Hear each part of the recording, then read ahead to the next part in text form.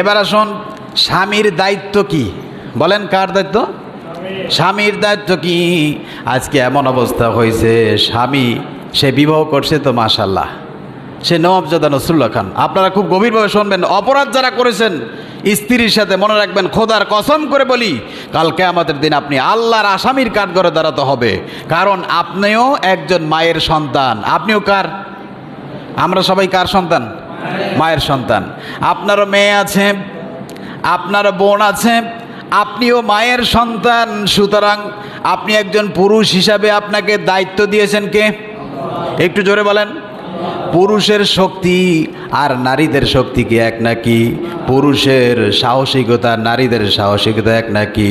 পুরুষের পরিশ্রম আর নারীর পরিশ্রম কি এক নাকি? পুরুষের কাজ আর নারীর কাজ কি এক হতে পারে নাকি? এই জন্য আল্লাহ রাব্বুল আলামিন বলছেন, প্রত্যেকের দায়িত্ব আলাদা আলাদা, প্রত্যেককে আমি ভিন্ন রকমের ম্যাটেরিয়াল দিয়ে তৈরি করেছি।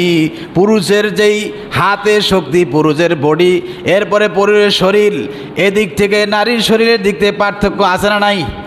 এই জন্য রাব্বুল আলামিন বলছেন, ও পুরুষ, যেহেতু তুমি দায়িত্বশীল হয়েছ, খবরদার নারীর প্রতি কখনো জুলুম করবে না। একটু সংক্ষিপ্তভাবে বোঝেন।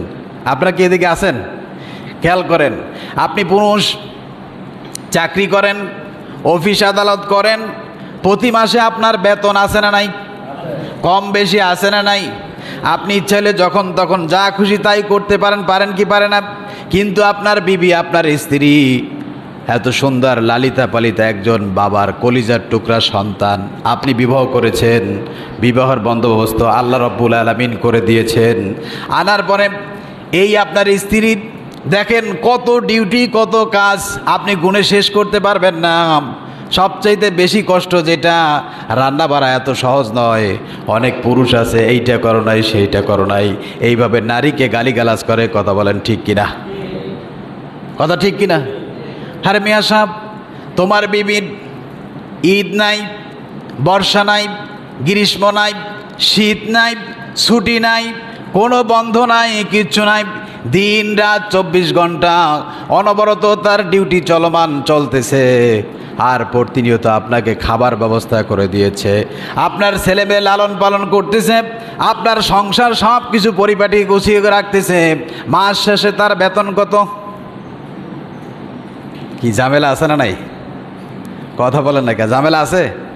তারপরও আপনি আমি কত গরম, কত কিছু, এরকম যেই পুরুষ করেন, মনে রাখবেন সে পুরুষ নামে কলঙ্ক। বিশ্ব নবী থেকে আমাদেরকে শিক্ষা গ্রহণ করতে হবে। কথা বলেন ঠিক কিনা? রাসূল করিম সাল্লাল্লাহু আলাইহি সাল্লামের বিবি উম্মাহাতুল মুমিনিন, আমাদের মা হযরত আয়েশা সিদ্দিকা রাদিয়াল্লাহু তাআলা আনহা, তিনি বলেছেন, রাসূল সারাদিন ক্লান্ত অবস্থায় যখন ঘরে আসলেন, আসার পরে দেখলেন এখনও তো রান্না বাড়া কিছুই হয় না, কোনো কিছুই নাই। রাসূল সাল্লাল্লাহু আলাইহি সাল্লাম চোখ গরম করেন নাই, ভুরু কঞ্চিত করেন নাই, বিবিকে গালিগালাজ করেন নাই, বিবিকে ধমক দেন নাই, বরং জনাবে মুহাম্মদুর রাসূলুল্লাহ সাল্লাল্লাহু আলাইহি সাল্লাম বিবির কাজে, স্ত্রীর কাজে সহযোগিতা করে রাসূল তরকারি কুটে, রুটি সেকে বিবিদেরকে সাহায্য করেছেন। জোরে বলি সুবহানাল্লাহ। আর একটু আসতে বলেন সুবহানাল্লাহ। বলছি আপনাদের মন খারাপ নাকি? হ্যাঁ, ব্যাপারটা এই জায়গায় নাকি? বলেন, আপনি পুরুষ হিসাবে একটু বিবেক খাটান। আপনারও তো মেয়ে আছে, আপনিও তো একজন মায়ের সন্তান, আপনারও তো বোন আছে, আপনার ঘরে যে কে নিয়ে আসছেন সেও তো কারো কলিজার টুকরা সন্তান। কথা বলেন ঠিক কিনা? সেও তো কারো বোন, সেও তো কারো মেয়ে। কথা বলেন ঠিক কিনা? কিন্তু মনে রাখবেন, বিবেক বুদ্ধিকে ধ্বংস করে দেবেন না। আপনি যত নামাজ পড়েন, রোজা রাখেন না কেন, বাবা মা লক্ষ লক্ষ টাকা খরচ করে দিয়েছেন। আমি অনেক বোনের চোখের কান্না শুনছি, গোপনে আড়ালে কান্দে। কিভাবে কাঁদে? এত জোরে কাঁদে ফোবাইয়া, কারণ বাবা মা কষ্ট করে বিবাহ দিয়েছেন, অনেক টাকা পয়সা খরচ করেছেন। আজকে যদি আমি বলি শ্বশুরবাড়ি এই অবস্থা, স্বামীর এই চরিত্র এই অবস্থা যদি বলা হয়, তাহলে বাবা মা কষ্ট পাবেন। এই জন্য সব কষ্ট বুকে চাপা দিয়ে একটা মেয়ে মানুষ দিন রাত পরিশ্রম করে যাচ্ছে একটা সংসারে। কথা বলেন ঠিক কিনা? আর অনেক নরপশু আছে, তারা বিবিদের সাথে দাসীর মতো, বান্দির মতো ব্যবহার করে। কথা বলেন ঠিক কিনা? এরকম নরপশু, নরপিশাচ আছে না নাই? একটু জোরে বলেন, আছে না নাই? আল্লাহু আকবার, আল্লাহু আকবার। কত বড় জানোয়ার নরপশু! আপনি একবার চিন্তা করবেন না, সেও তো মানুষ। আপনি চিন্তা করবেন। প্রিয় ভাই বাবা, আপনাদের সকলকে অনুরোধ করে বলছি, আল্লাহর কোরআনকে নিয়ে বলছি, আল্লাহর কথাগুলো বলছি। সমাজ ব্যবস্থা খুবই সুন্দর। পৃথিবীর নবীরাও বিবাহ করেছেন, তাদেরও ছেলে মেয়ে হয়েছে, তাদেরও ঘর সংসার ছিল, তারাও বিবি পালেছেন। আর আপনার স্ত্রী, সুতরাং আপনি আপনার স্ত্রীর সাথে যদি খারাপ আচরণ করেন, আর যদি তার সাথে গালিগালাজ করেন, তার সাথে রুক্ষ ব্যবহার করেন, আপনি যত নামাজ পড়েন, রোজা রাখেন, কাল কিয়ামতের দিন জালিমের কাতারে দাঁড়াতে হবে কার সামনে? সুতরাং আল্লাহ রাব্বুল আলামিন বলেছেন, খবরদার, তুমি স্বামী হিসাবে তোমাকে দায়িত্ব দিয়েছি আমি আল্লাহ। কে দিয়েছেন? কে দিয়েছেন? আল্লাহ চাইলে তোমাকে মেয়ে বানাইতে পারতেন, তোমার স্ত্রীকে কি পারতেন কিনা? পারতেন এটা তো। সুতরাং এই যে আজকে সমাজ ব্যবস্থা এরকম, আমি কি বানিয়ে বলছি এগুলো? বলেন, এগুলো বানিয়ে বলছি?